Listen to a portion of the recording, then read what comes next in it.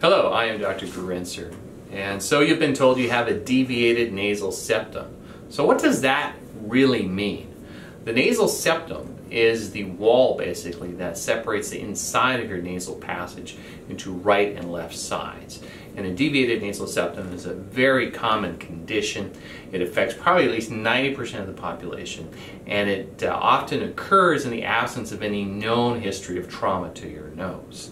So it is often diagnosed by the surgeon just looking inside your nasal passages with the nasal speculum.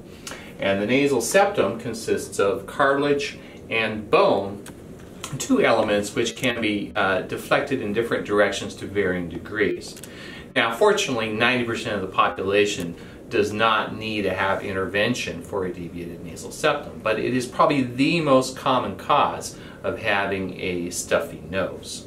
So when you present to your doctor, he will do a comprehensive evaluation and look at other potential causes for having a stuffy nose. Some of them may include swollen turbinates, which are the air conditioners of your nose. These structures filter, warm, and humidify the air you breathe, and they're often tied in with allergies. So these structures can increase in size over a person's lifetime and become increasingly resistant to the effective and consistent use of various over-the-counter medications like nasal steroid sprays.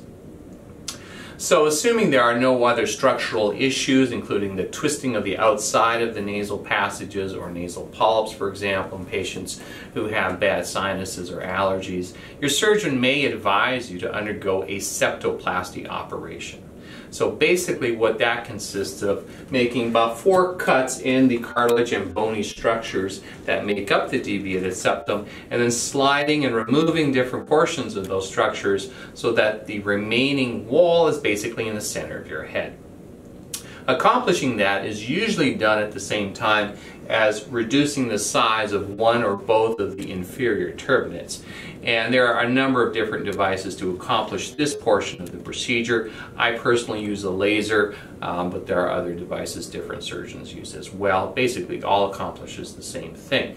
Basically, to make more room inside your nasal passages.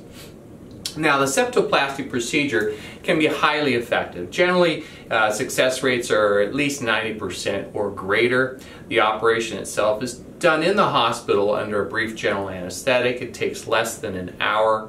Recovery time is generally between 3 and 5 days. Patients generally do not get the bruising around the eyes or even any nasal packing. Recovery is generally pretty complete within 1 week when the splints come out. Those are 2 plastic sheets that are sutured inside the nasal passages to support the septum while it's healing from your septoplasty operation. The most common potential complications of a septoplasty are a bloody nose, and that's why we recommend patients restrict their activity for the first 10 days. And the most common potential long-term complication is a septal perforation. And this structure occurs probably less than 1 in 1,000 cases, and 90% of the time, even if it does occur, is asymptomatic, period. Now, there has been previous concern about the turbinate reduction portion of these operations. Generally, the trend among nose surgeons today is we take a much more cautious and conservative approach to these structures, so the risk of the empty nose syndrome among patients having this procedure is now much less. So basically, the deviated septoplasty, or the deviated septum, is a very common condition. It's very treatable, and the surgery is highly effective with a short recovery time. If you have any questions, feel free to contact your surgeon. Thank you.